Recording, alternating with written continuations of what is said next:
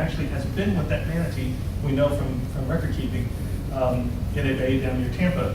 And actually Wednesday this week they'll be released back near Tampa into where they originally were from, and hopefully back with the group of Marines. So things that we do on a daily basis that, again, most people don't know about, most people don't hear about. And the one thing you'll hear a lot of us, well, you're a for-profit company, and you make a lot of money, and you do those things. Yes, we do. We do to reinvest in the care of our animals. We never ask the question, how much does it cost to rescue a manatee? We never ask the question. We don't ask the question, how much is it going to take to rescue and rehabilitate these sea lions? We just don't ask those questions. Whatever it takes is what we do. So it's really, really, really important to us. We're probably going to, I'm sure somebody's going to ask the question about blackfish later, so go ahead and ask it. I can answer anything you want. It just depends on how long you want to be here. So I'll talk for hours. With that conservation, our SeaWorld Park in San Antonio is one of the best in our company and one of the best in Texas for water conservation. It kind of has to be. It's in our name. People expect that we waste a lot of water, when in fact we save a lot of water. We used to be one of the top 5 water wasters when I got to the park back in 2004. We are now not in the top 15, and we're getting better every year. We've got a 5-year plan to continue this.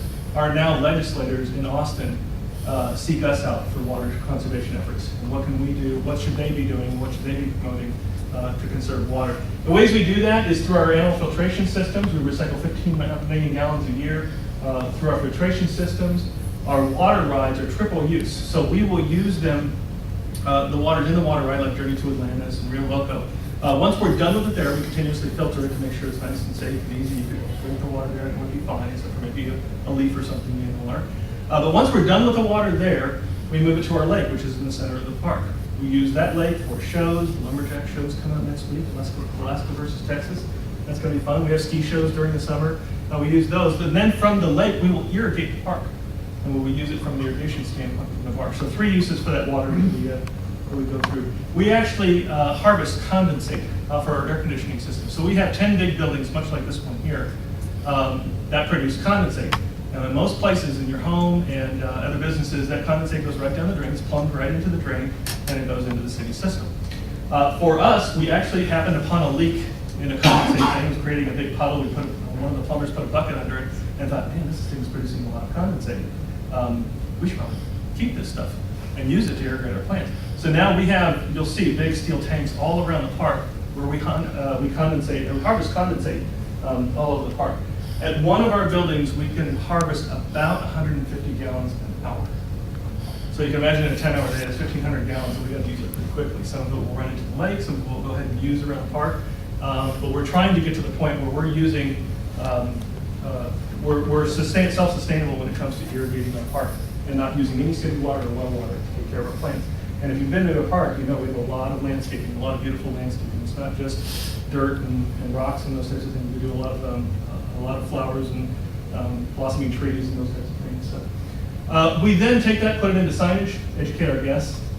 From a power conservation standpoint, we have been the first to sign up for City Public Service, which is our electrical provider, for their service each year. We've been the first every 5 years. And what we do is when it's during the summer, when everybody's cranking up their air conditioning systems because it's 105 degree heat index, what we're doing is we're taking all the motors that we have in our filtration systems, on our rides and those types of things, that we're able to create variable speed motors and power them down just slightly, go to 90%, go to 85% on those motors. Still run everything as much as it possibly should. And we can run for a short period of time back at that level. We'll need to go back up at some point. But it allows CPS to get the opportunity to use that energy elsewhere so that we don't run into brownout situations like California has. Solar powered golf carts, we actually build these ourselves. We don't have an outside provider that builds these for us. We take electrical golf carts, we put solar units on them, and we never have to charge them. Unless somebody parks one inside because they washed it and don't want it to get dirty or something like that. It happens occasionally.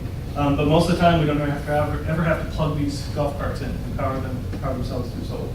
And then clean oceans, we're big on that. We eliminated plastic bags many years ago in our park. They use the plastic bags because really a plastic bag to a turtle looks like a jellyfish. Turtles love jellyfish. They love to eat them. So if you imagine chewing a plastic bag, probably kill turtles. So we decided, it wasn't in our best interest to have plastic bags, so we got rid of those. We also worked with a group called Watch the Shore, where we go down to Corpus Christi every year, clean the beaches. Our employees go down there, clean the beaches again. You won't see this on TV or anything. We'll collect all that trash. We actually shipped it to Washington. Shipped trash to Washington State. They made these sculptures, and it's a little hard to see, but that's a jellyfish made out of all trash that we collected from the beaches. And this jellyfish is probably about 15 feet tall. All these tentacle things that are coming down are actually water bottles stacked on top of each other. We have 4 of these things. We have this, a starfish, a penguin, a 20-foot tall penguin, and a long shark, a life-size shark that we have housed in the park, and then we educate our guests through that. Education, we are an education institution, even though we're considered a theme park, because we have rides, and we offer complimentary teacher passes to all of the 330,000 certified teachers in the state of Texas. They can all get a pass, come visit us all year long. We create curriculums for them to be able to pull down off of websites and deliver to their students. And we use those quite a bit. We actually have dorms on site where we do camps all throughout the year, not just for 6th graders and 7th graders, but we also do them for college students and college professors as well. So you could go that one day. But you actually stay on site for a week. You don't leave the property. And you do all kinds of different things. You will go sleep one night either with the sharks or the penguins. It's always kind of fun. We go out, we do outreach programs to a lot of schools. We work with a lot of educational institutions, and so there's a lot of educational stuff that we do. Community-wise, our Waves of Honor program allows every active military person and 3 of their family members to come to the park for free each year. We've hosted more than 1 million just at our park. Active military, come to the park and enjoy that. We're the only theme park company that does it. Six Flags doesn't do it, Disney doesn't do it, Universal doesn't do it. They offer discounts, but they don't offer free admission. Since we're close to Lackland Air Force Base, and Randolph, and Fort Sam, we get a lot of people to take advantage of this, and we are honored to be able to do it. We obviously participate in a lot of community organizations. I was chair of the Make-A-Wish Foundation one year. We do All Can Ski, which is a skiing program for wounded warriors and disabled children. And we have Happy Tails. If you adopt a dog or a cat in the city of San Antonio, you get 2 free tickets to see one. No questions asked, just as easy as that. You can hand them off to your family and friends or use them in other ways. So. Economic and employment standpoint, we generate a ton of sales tax. I'm not going to give you the actual numbers, but they're in the millions. Sales tax and use taxes, property taxes, local payroll taxes. So we are a big driver of the economy in San Antonio. We employ more than 3,000 people each year. Some that are people like yourself that are saving up for college. Some are teachers when they're not working in schools. But lots of employees. And then from a full-time job standpoint, a little more than 20% of our staff is full-time.